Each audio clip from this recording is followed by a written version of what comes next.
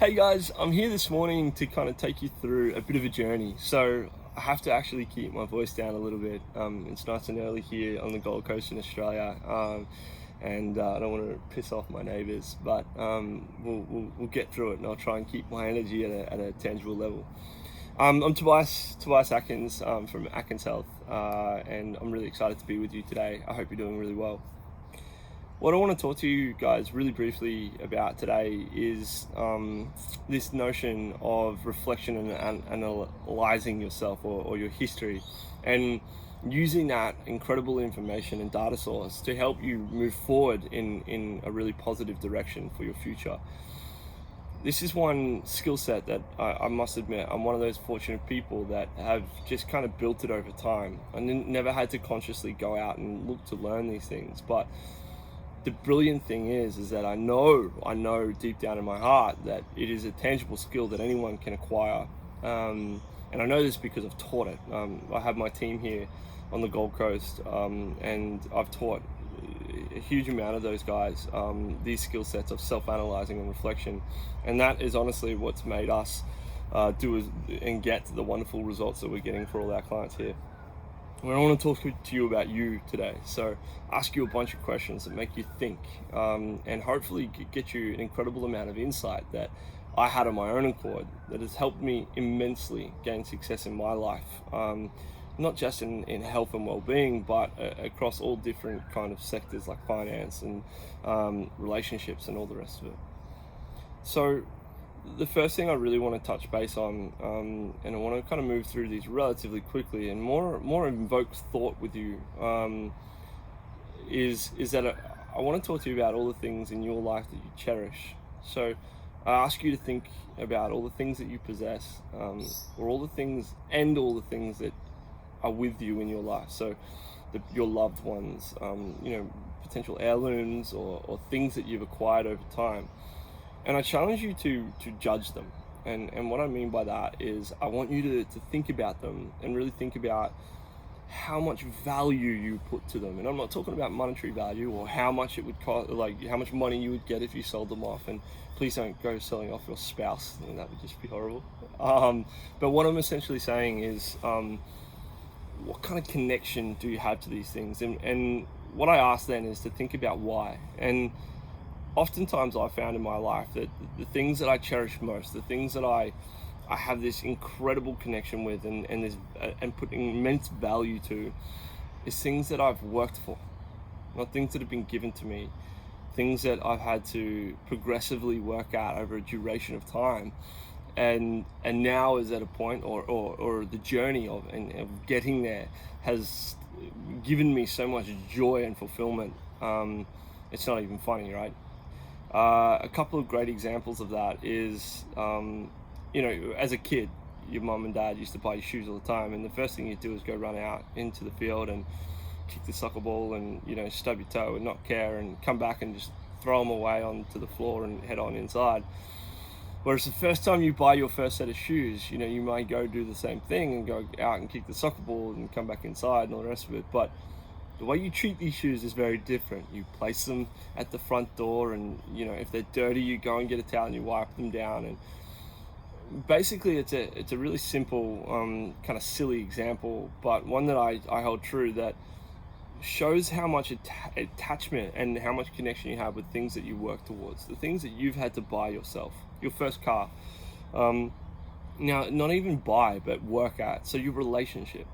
So most of the time, love is something that people connect with and on this incredible level, and part of the reason I believe is because it's so much more difficult to connect with somebody else with another set of emotions, another set of beliefs, than an object, because it's not dynamic like love is or a connection relationship is. But you have to work to it. You're not just given a relationship, and even if it was easier to accomplish or get to the point where you're in a relationship, it's something you still have to work on and will never stop having to work on. So knowing this and knowing how much fulfillment and gratitude and love and all the rest of these kind of things give us, I ask the question then, why is the only thing that is with you for life, which is the vessel that we hold ourselves in, which is our body. Why do we treat it so differently and get so frustrated and annoyed when we have to spend time, energy, and effort in developing the body, the vessel that we want it to be? Why do we not fall in love with the journey like we fall in love with the journey of our relationship? Why do we not treat our body and have a relationship with our body that is incredibly healthy and create progression in our life? I mean, Tony Robbins once used the analogy of when you get on an aeroplane and they go through the safety measures and all the rest of it on the aeroplane. Every single aeroplane all around the world tell you have to fix the mask to yourself before helping fix the mask to somebody else. And I use this analogy because it showcases the importance of being able to look after yourself before being able to look after other people. And I use this in a way that makes me kind of understand that, but hopefully you understand that if you were not to fix that mask to yourself and the plane was going down and you lost oxygen and you're in the middle of trying to help your spouse or whoever it was that was next to you and you lost consciousness, how helpful are you to anyone at that point? However, if you went and helped yourself first and fixed the mask to yourself, regardless of the consciousness of the person next to you, you could still fix that mask to them and potentially save their life. And yet in our own lives, in everyday lives, we forget this and we go about putting other people first oftentimes, which is a lovely thing to do, and I'm not asking you not to do that. But what I am saying is that for you to help them the most you possibly can, you need to look after yourself first. And the crazy thing is that it's actually really not that difficult. We as people are literally designed around habits and patterns. And the crazy thing is that for us to achieve success in any area of our life, be it finance, be it health, be it relationships, there are wonderful examples of people who have done incredible things in these areas. So the one thing that we can do is, instead of self-reflection or analyzing ourselves, we can learn off other people and shave hours, days, weeks, months, years off our progression towards the success that we're looking to achieve. And the really cool thing is that people have actually already done this analysis for us, which is awesome. You know, we've got people the likes of Tony Robbins and Tom Bilyeu and just to name a few, that are out there analyzing this data and making incredible success for themselves in their journey to find this information, to give it to you and help you on an individual basis. And a lot of those guys are doing an incredible job of showcasing to us that we as people need a sense of achievement, which is funny when we link back to our first statements. We need a sense of connection, and emotions are what drives us and all the rest of it. But the crazy thing is that something that I've found, and I'm sure countless others have found before me, is that there's a set of rules that we can put in place to help us achieve just about anything. And I want to spend a lot more time going through those rules with you, but I don't want to let this video go too long. But just to give you a bit of an insight into one of the conversations I want to have with you guys over coffee maybe tomorrow, is the most important two things to the success of any new journey or any journey at all, that I can assess and know across all different spectrums, be it finance, be it health and wellness, be it relationship. It's consistency and compliance. So what I mean by that is, if you are compliant with your true values and who you are and what you are as a person and what you're wanting to achieve, or the plan that you've set out for yourself, if you're compliant to that, and not just compliant but consistently compliant. It's no good doing an exercise session once every month or putting a little bit of money in stocks once every 7 years. You have to be consistent with these things. But if you do that, it is inevitable almost that you will get the results you're looking for.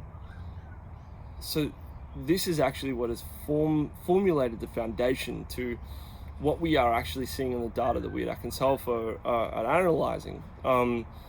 So yeah, that means we actually take data on every single client that walks in our door. So we obviously name them and make sure that we don't know who is who and all the rest of it when we're doing our big company-wide analysis. But we don't want to leave anything to chance. So we look at our success data and say, well, I'm very proud to say that we're at 78% of the clients that come and see us at the moment are getting results, and we're not stopping there. That is on a huge uprise, which is really cool, from all these new analyzing of our results and finding out what has worked and what hasn't and all these kind of things.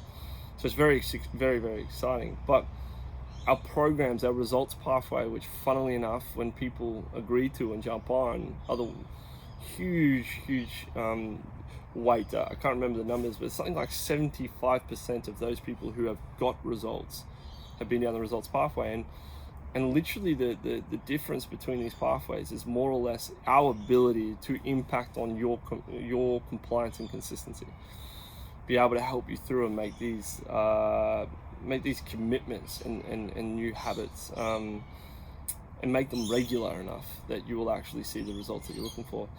And it's the same goes with our Atkins Online Health Club and the Platinum membership.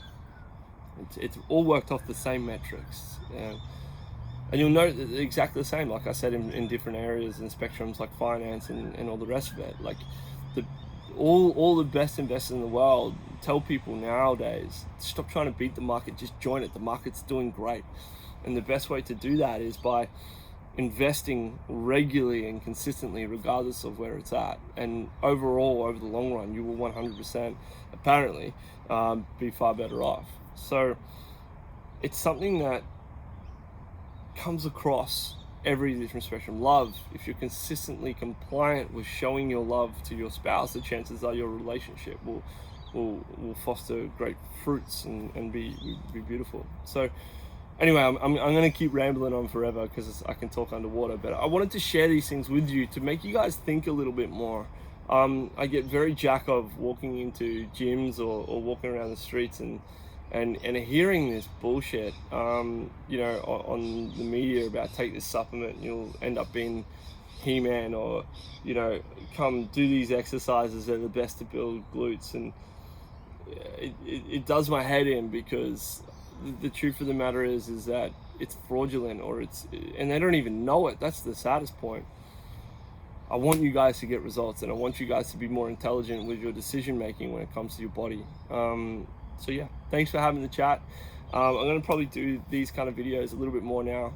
I know they're long, but if you've got the time, put them on the car or something like that. And yeah, let's chat over coffee and we'll go from there. Cheers.